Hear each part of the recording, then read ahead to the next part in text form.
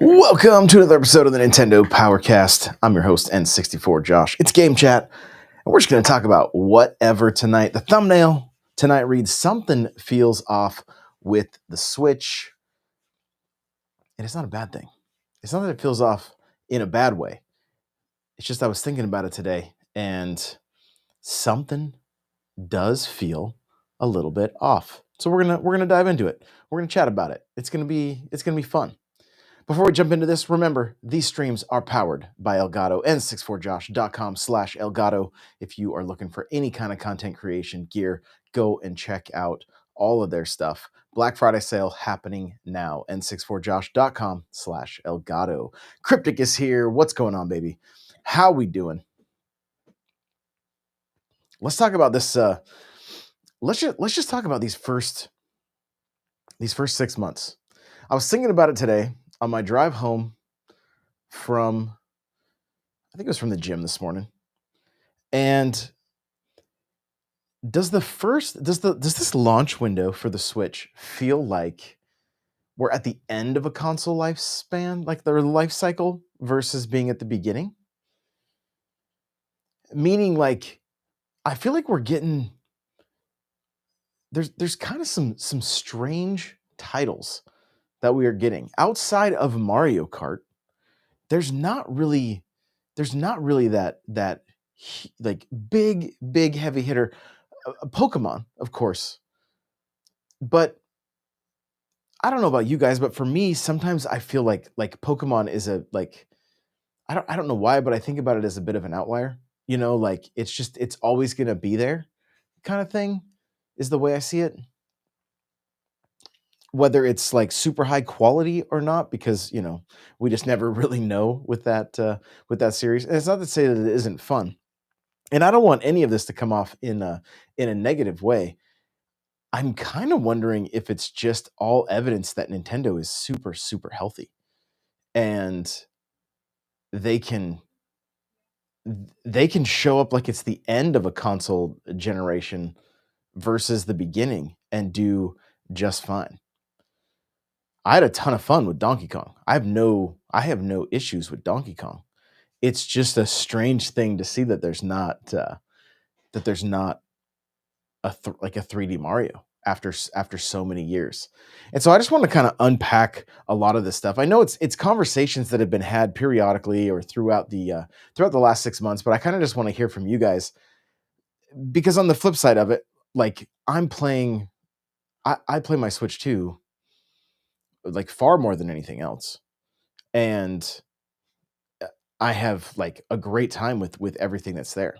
So I see Brandon is here. What's going on? Love seeing those emotes. Let's go, baby. Let's go. And so it's not necessarily a bad thing. It does make me also wonder, do you think we continue to see, like, this year alone, two games that started over 20 years ago are getting sequels? I mean, obviously Metroid Prime 4 had 2 and 3, but that game started like 21 years ago, I think is what it was, and Air Riders like 22. And neither like heavy hitters by any means, but here they are in a launch window. And like, it's bold. I think it's bold. Cryptic says, I think Mario Kart backfired on them.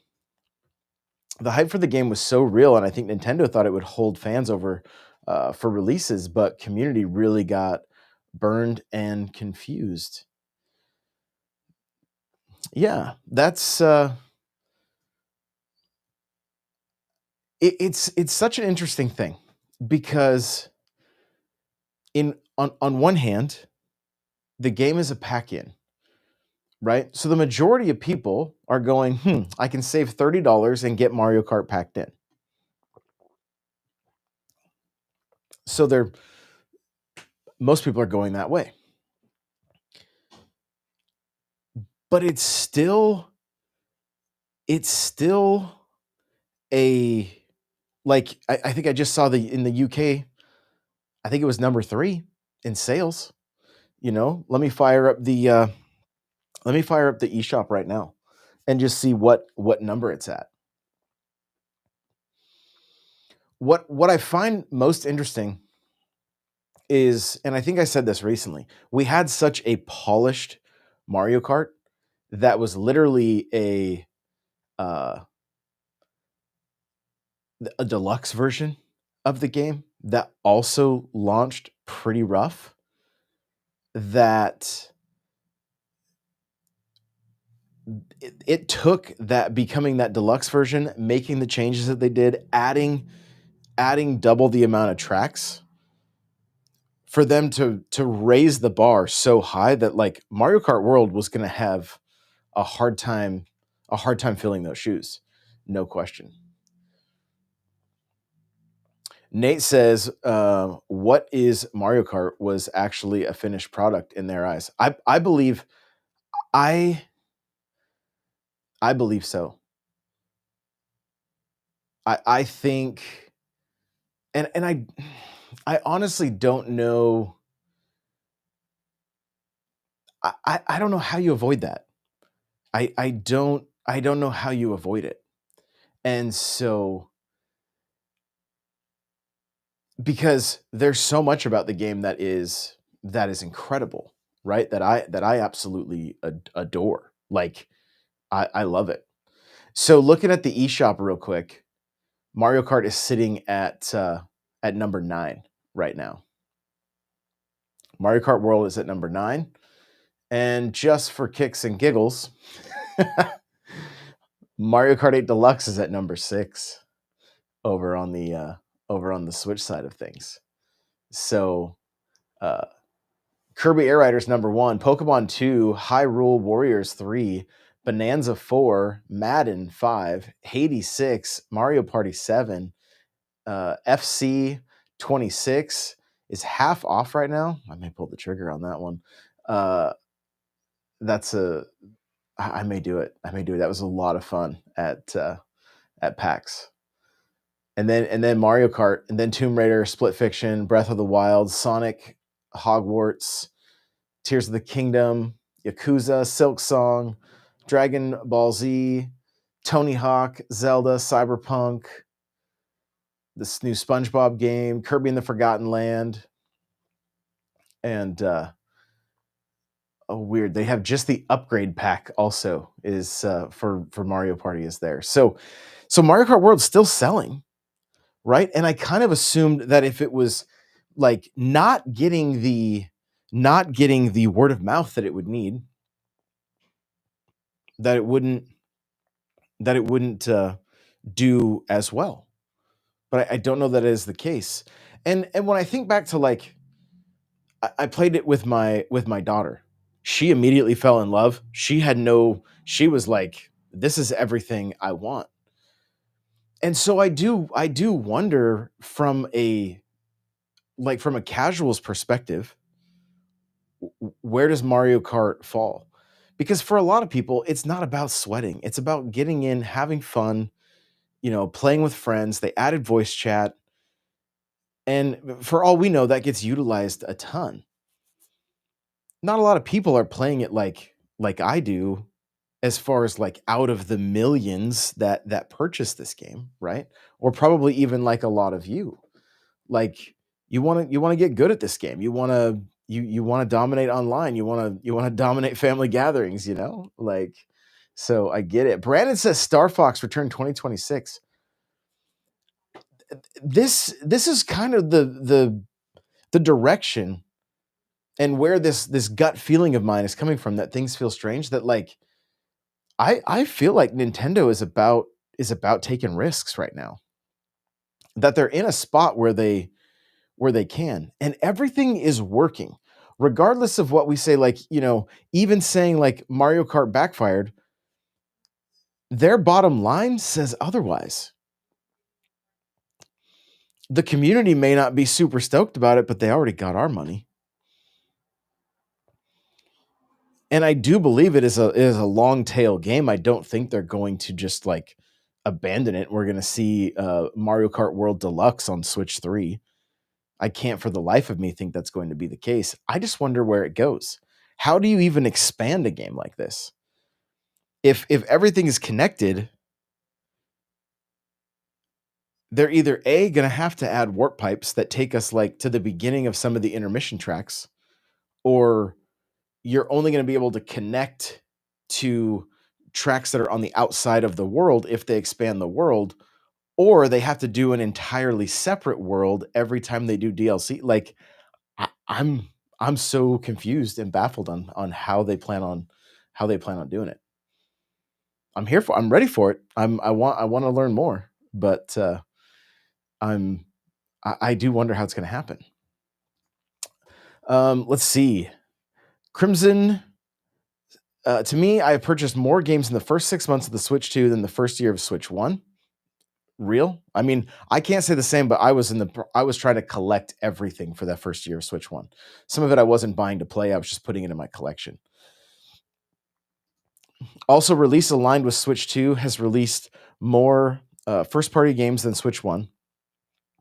What makes it feel different is the lack of new Mario and Zelda. Yes. Yeah, exactly that. Exactly that. And it feels like a bit of a risk, kind of gutsy. I mean, obviously I think maybe our perspective is a bit skewed from the place of like the hardcore fan that's buying every first party release and also picking up third party stuff along the way. Like I literally think that's where the like you hit the nail on the head. It's the lack of a third party or a first party 3D Mario and 3D Zelda, which no part of me thought a 3D Zelda was going to be in the works, right? Tears of the Kingdom just came out not that long ago. And they've also seen what like 15% of new Switch 2 owners didn't own a Switch 1. That's a huge number. And they're getting to play a ton of software that they've never touched before, which is also fantastic. Nadine A said Mario Kart World is not worth 80 when Mario Kart 8 was 60. The choice of 80 was to make it look like you're getting a deal with the bundle. Um, why why they used the best-selling brand. I think there was some I I think there's some validity to that. I think looking like there's a $30 savings helps. It also pushes people uh, to the bundle, which less overhead, right? Less there's more profit on that digital purchase, even at 50. So they know what they're doing. They definitely know what they're doing. There's no question there. And it is working. It is working. Jay Biggs, what's going on? Good to see you. This is objectively a larger launch. Yeah, I agree. I agree 100%. And again, there's no part of me that is like even complaining like that we aren't seeing. It's just that it feels so different. And maybe if Mario Kart World had everybody's attention like it has mine, that would feel different also. Where we weren't seeing comments like cryptics where it's like people feel like they got burned. That is that is that's a big deal. That's definitely a big deal. So it it's just it just feels strange. It feels strange. They're doing so many things right. I see Midfi Senpai is here. I don't know if you saw the news today, Brian, but Near Automata is now Switch 2 compatible. So you can play it on Switch 2, as if you would want to play it there instead of your PC, but on the go, you can do it. So Steak is here. What's going on? Jay Biggs says Mario Kart World is my favorite Mario Kart, but I was always someone who played Mario Kart here and there. It is my favorite Mario Kart too. Like, there's such an amazing foundation here, and I want more. I want more, and I want features that we had in Mario Kart 8 Deluxe. That's the other thing as well. So, Steak, what's going on? Crimson says Mario Kart is feature complete, and the open world appeals when it comes to casuals. I have fun with the open world. I I was in the open world today. I found a handful of peach medallions and a couple of P switches. You know, I'm over 300 on the P switches and like I think around 120 on the peach medallions. So like I enjoy that. I literally was looking at an area of the map today where how many months in, and I went, I've never been here. If I had been here, there would not be blue. There would not be blue P switches. And I was like, that's kind of cool. That was like it felt like a Breath of the Wild moment. Do you guys remember when they released the tracker and you could see where you'd been and you were like, what? I've never been over there. Now, obviously, depending on how much you played, it only tracked so much. But I remember doing that and being like, I didn't. And that was kind of that moment today. I was like, I thought I'd been everywhere. No, most definitely not. So let's see. They need to add daily and weekly bounties, exotic cosmetics, raids. Yes, Midfi Senpai. Exactly. Stick says we found a new continent.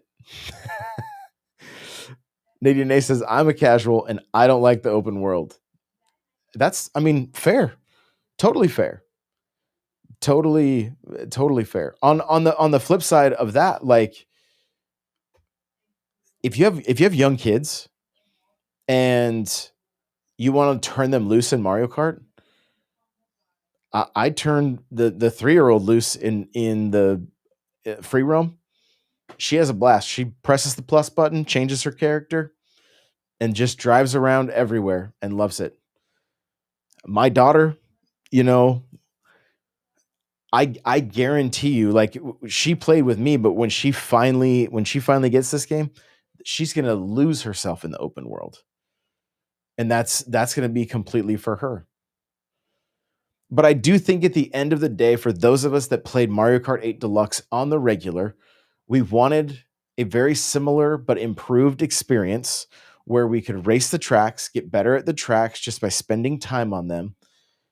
And then we got all these intermissions and we got a move set that can be more challenging and take more skill and time to learn. And that is a factor in all of it. For me, I'm like, I'm here for it.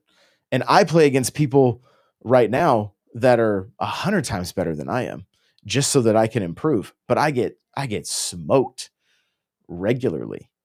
Maybe take first in out of like once out of 12 races. And that even like it is not very frequent. It it's it's insane how good some of these people are. The other thing about this game too, like I know I was mentioning him this morning, but Nintendo Land put out a tweet saying that the racing in Kirby he liked even better than Mario Kart World, which I found interesting. But he was like, you don't have to worry about people bagging, right? And that's kind of an annoying thing with this game. And I was even trying to rack my brain thinking about how do they fix it? How do you fix bagging? It's not an easy thing to do. They've tried to come up with solutions for it. And if you guys aren't familiar, it is hanging back. Essentially in this game, anything like ninth or 12th, but anything back, you can kind of predict which items you're going to get.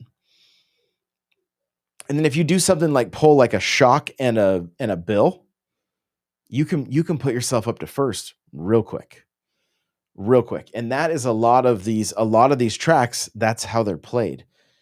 That also that also means you don't play the game the way they designed it, where you try to race for first the entire time. It means you hang back until the third lap or the middle of the second lap, and then you make your push, and then you probably end up out in front far enough that you're going to be fine. So that, like, and it's just the nature of the beast when you're talking about a kart racer that uses offensive items. I will tell you guys this right now. I want to, when Sonic comes out, I want to see if it's a similar experience, or maybe I'll just even look into it and see if, is bagging a thing in Sonic Crossworlds. Maybe some of you guys that have played it can tell me, because I'm very curious on that. So Army Life said I would have bought every game on the market, but I'm too poor. Jay Big says Mario Kart World is at or around above 10 million sold after 5 months. It is doing good. Like I've been saying, people been playing 11 years of Mario Kart 8. Some people 1,000 hours, 2,000 for me, like 2,000. So I could understand Mario Kart burnout, especially when in a week people put hundreds of hours into Mario Kart World. I'm going to try to catch up on these chats. I agree, Jay. Cryptic says, I think people forget Zelda wasn't a big hitter until Breath of the Wild. Maybe Switch 2, they wanted to reach the same outcome for niche titles in Donkey Kong, Hyrule Warriors, and Metroid to maybe get that Breath of the Wild treatment. I think there's another factor too with Metroid, is that it's cross-platform, right? It's coming out on, it's cross-gen, if you will. So there's still a chance for them to get plenty of sales on the Switch 1. And I will say this, I have to commend them based on what we saw from the Sony. And this isn't any kind of console warring whatsoever, but if I had been an early adopter for a PlayStation 5 and the majority of the games I was purchasing were coming to PlayStation 4, and there wasn't a huge graphical difference, that's pretty frustrating. That's old hardware holding back your current hardware, all to make that dollar. And Nintendo has put out Mario Kart, Donkey Kong, Hyrule Warriors, Dragon Drive, if you want to talk about it. Welcome Tour, if you want to talk about it. And did I say Kirby? I can't remember now, but I mean, that's a lot of first party Switch 2 exclusives in the first 6 months. Like that's crazy, honestly. And that helps make me feel like the purchase was worth it, right?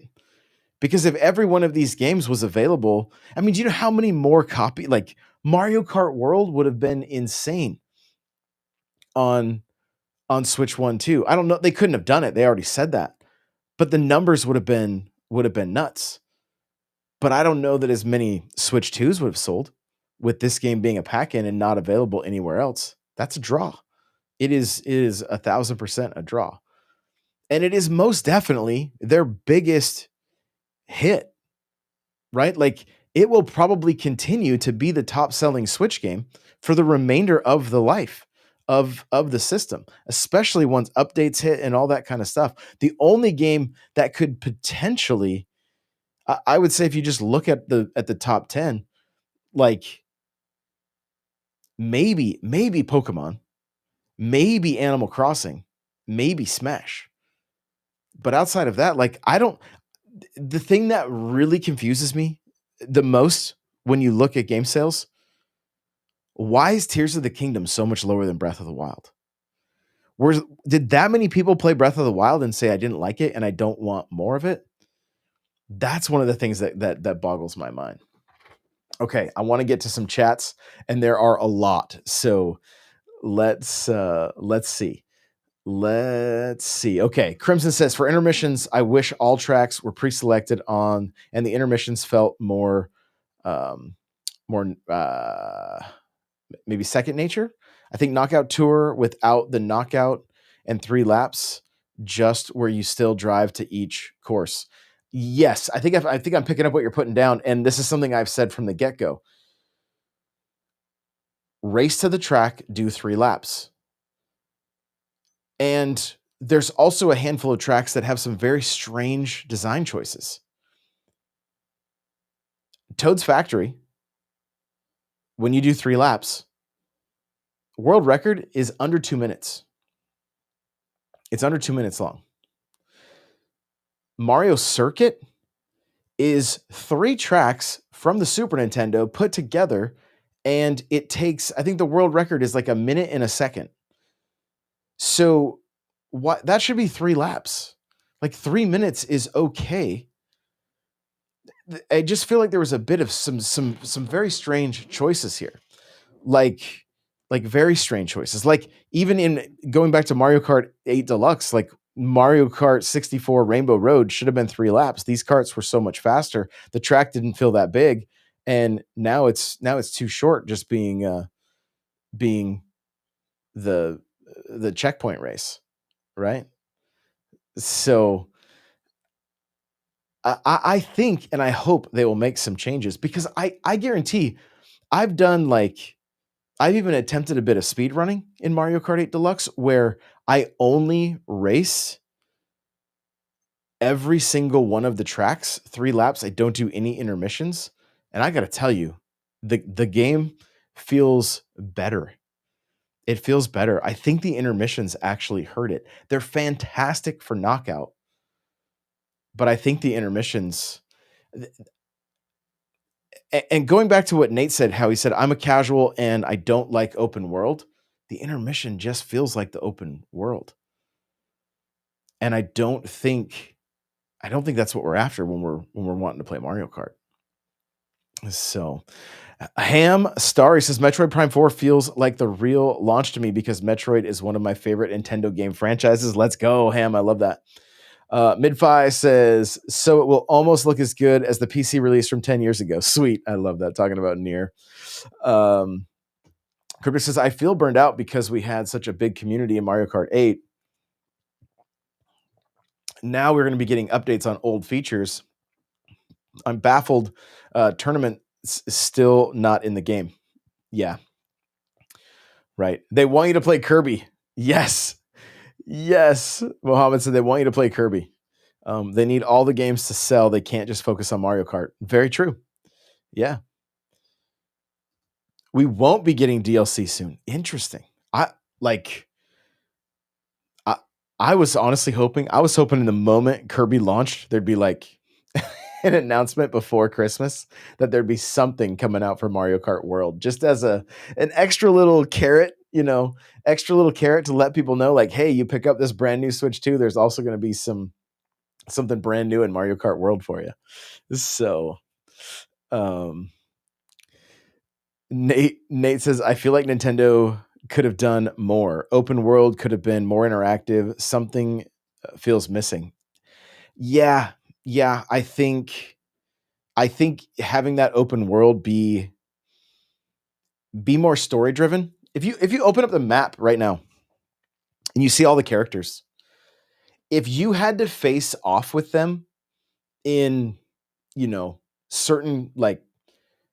certain kind of races, maybe there was an extra challenge put in, hit 5 characters with red shells during the race and unlock this.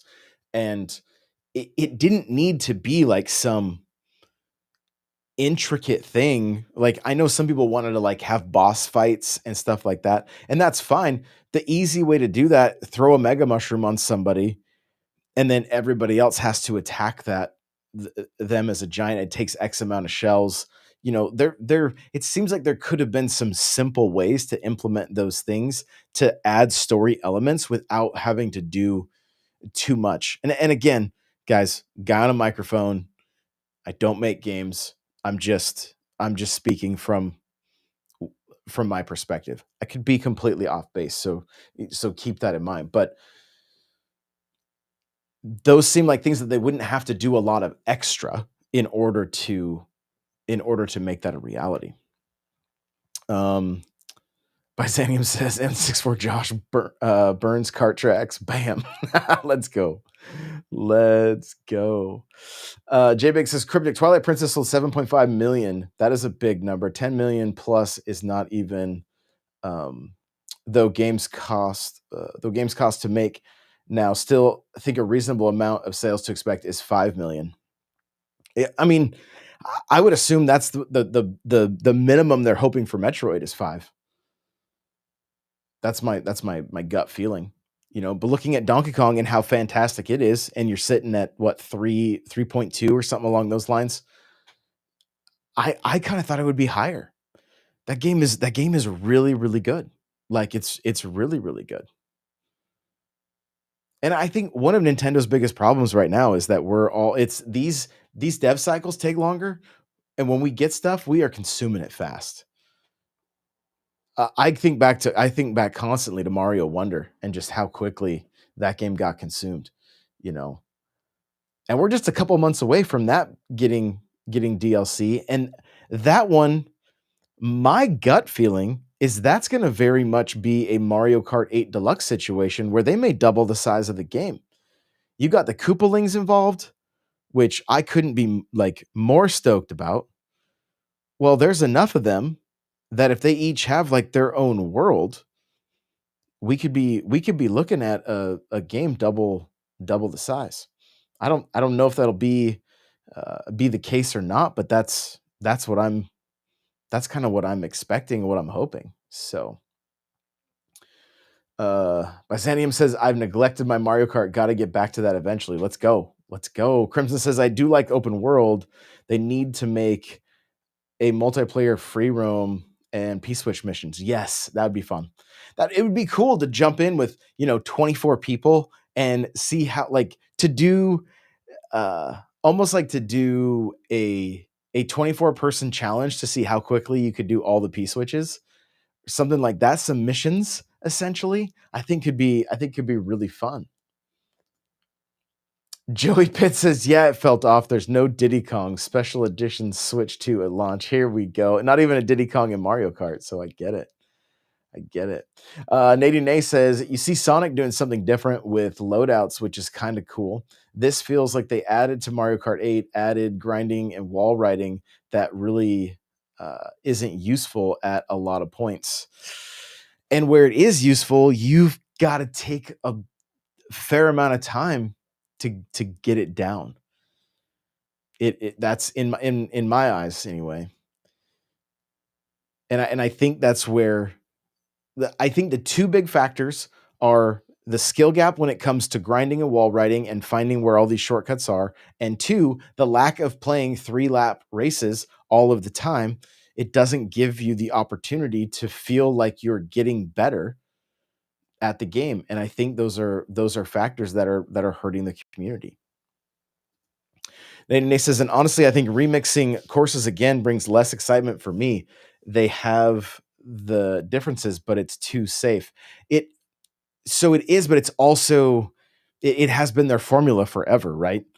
16 new tracks, 16 retro. And what I find interesting about this one anyway is a lot of them you can't even in some cases it feels like you can't even tell that they are remixes of their older tracks, like Choco Mountain, Wario Stadium 64. Like I'm like, what? Like these feel and look like brand new tracks to me because they're so different. In some cases, Mario Circuit, yeah, that's just all three of those put together. Koopa Beach from Mario Kart, like that's just a circle. I think Koopa Beach from 64 is a lot more interesting, especially with that crazy shortcut through the mountain. So, you know, I think there's some I think you bring some good points there. Midvice says maybe they should award points based on how long you were in a certain place. First place for the whole race gives you more points than bagging and getting first at the very end. Problem solved. Hey, I mean, that's honestly brilliant. I've been like I've been racking my brain, and yeah, if there was just if there was a counter, like a multiplier for the longer you're in first, so that it adds to your points, that may be the trick, especially since everything is point based in this game, even the lounge.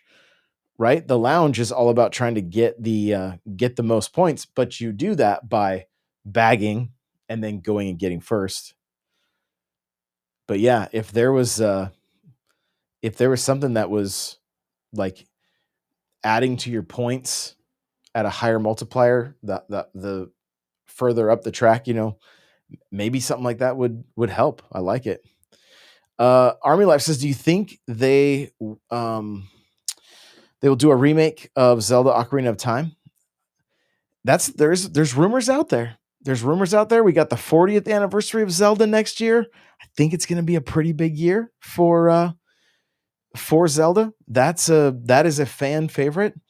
I don't know if you guys have been catching any of my videos on Facebook or Instagram, YouTube, TikTok, any of the shorts or reels, but I've been digging into Zelda lore a little bit, and oh my goodness, that community, some people get fired up, and they will literally spew misinformation at me as if they are 100% correct. And I'm just like, this is crazy.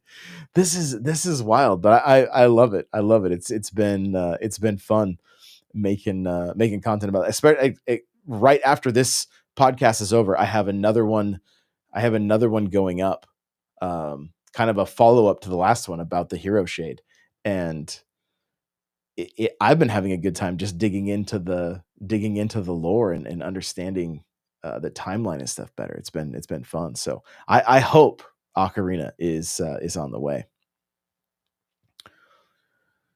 Let's see. We almost got that. Weren't Mario Kart World and DK Switch 1 titles? They yeah. They were hoping, right? Nate says, I'll tell you why I don't want to play Tears of the Kingdom. It's too ambitious, and I played Breath of the Wild, and I feel like I got my fill. I gotcha. That's that's good to hear, honestly, because it does answer my question to a certain extent. And I mean, let's look at my experience with it. Breath of the Wild, I could not put that game down. There wasn't a lot of other games to pick up. What'd you have? Like Bomberman and Snipper Clips. And I'm not saying anything negative about those games, but there wasn't a lot, right? By the time Tears of the Kingdom is out, well, there's a lot to play. And some of it had a bit of the samesies vibe, right? That's definitely real. But I loved the story. And when I finally locked in, I couldn't put it down. But that took me a bit. That took me a little bit. But once I finally did, I enjoyed it a lot. So let's see here. Jay says, since 360, most games launch with previous cross-gen or games that started with the previous gen hardware. There are Xbox 360 games that started out on GameCube. I'm sure GTA 6 started on PS4. Oh, yes. Yeah. Joey says, I'm sorry. I love the intermission tracks. I love the variety. And that's another perspective, man. There's no need to apologize. Like, that's cool to hear, because I don't get to hear that often. But again, I don't know, like, and even like going back and listening to like IGN and listening to like Seth talk about how like his family was playing Mario Kart World every night. And they didn't care at all about the intermission tracks. They were just having a blast, throwing shells and racing. Like, and again, when it comes to Knockout Tour, I'm like, bring it on. Like, this is a mode that needs to be here and needs to be in a staple in Mario Kart moving forward. It's great, but it's some of it's just growing pains. It's like when you take risks like that, there's the chance of it falling flat. Thankfully, we live in a world where they can continue to George Lucas these games and get them where they want them. or get them where the community wants them. Joey says, like my ADHD can do the 3-lap courses, but it needs the variety. Yeah, nothing wrong with that. Cryptic says, I'd take another Christmas track to come back to Mario Kart World. And I disliked the Mario Kart 8 one. That is funny. That is funny. Joey says, but please, please just give me Diddy in Mario Kart World and I won't stop playing. Right? That's all you need. That is all that you need. I love it. Let's see. I do think following up 2017 is an impossible task. That's like the MCU trying to follow up after Endgame, and they never captured that magic again. They've had hits and misses now. And that's how I see Switch 2. Switch 1 was the start of MCU, building a fan base again, newcomers, and was fantastic. Switch 2 is a follow-up. And I mean, some of this feels like going from the NES to the Super Nintendo, and that is that's been kind of cool to see, right? Like looking at the way some of these games have improved. And what's crazy is we didn't get to experience this on the Super Nintendo because there wasn't backwards compatibility, but like seeing how some of these games run on Switch 2 versus Switch 1, when you look at like Breath of the Wild, Tears of the Kingdom, that kind of thing, it's impressive. It's impressive. It feels like a new experience. And so, and this, what's funny, Cryptic, that you say that, is it gets into something that I think, just as people, I was talking to Jasmine about this today. Like, I see it everywhere. We experience this all the time. How many times, like 2017, it's one of those scenarios we didn't realize was the good old days that we were experiencing, right? That those were crazy times, and we oftentimes chase those feelings that we had from some of those moments, and it's hard to get them back. It's Crimson said, it's killing me, you keep missing the green rail right before the check. My bad. This is really old footage, honestly. I wouldn't miss it now. This is old this is old footage. So let's see. Somebody's wondering about the Mario movie, worried about the Mario movie flopping. No, it'll be fine. It'll be just fine. The Nintendo brand is healthier than ever. It's gonna do insane numbers. It's gonna be great. Cryptic's asking about Nate's interview. It's up on the podcast. I got to get it up on. I'll get it up on YouTube tomorrow. So it is up. I thought I had I've been uploading so much stuff. Like I don't know if I mentioned it on here, but I put in the last 28 days, 130 videos on YouTube. So, in my opinion, who's the worst grifter? Nintendo grifters, content creators on YouTube: Arlo, Rogers Base, Beat 'em Ups, Switch Force, Nintendo Prime, Game Explain, RGT. I don't like. I'm friends with almost everybody that you named in that list. Like, my thing is, I don't take any of it like it's just, this is just entertainment. I look at this like sports radio, like just building community around stuff that we love. I don't get into the, like, I try to just avoid the drama the best I can. And a lot of those guys, I look up to what they're doing. Like, maybe sometimes they don't make the best decisions, and but at other times they're absolutely killing it, and that's just human nature. That's just life. Like, I don't they don't take up any space in my mind, and that's not saying anything negative about them. I just don't have time to focus on it, because I'm out here trying to do the same. So I'm just about love. You know what I mean? Like just having fun and playing some games. So, and I have a hard time with doing the clickbait kind of stuff. But what's crazy is it still works. I have a video going viral on Facebook right now. And it's not clickbait because the the on-screen hook that I used stays relevant to the video, but I can see based on the wording of it why it's getting watched longer than others. And it's very interesting just from just the way humans interact with this content. It's kind of like I'm going deep to try to understand how to grab people. And my whole thing with content now is to help people have like aha moments where they can leave a video or a conversation or something feeling good, feeling like they potentially learned something. And and that's really what I'm about. So yeah, I got nothing but love for those guys. So, and I know some of them better than others too. Cryptic said, "Is there NPC this week?" I think we're gonna do tomorrow night. Yeah. John Cliff said, "Just leave the small head creatures and it will be good." What's going on, John? Good to see you.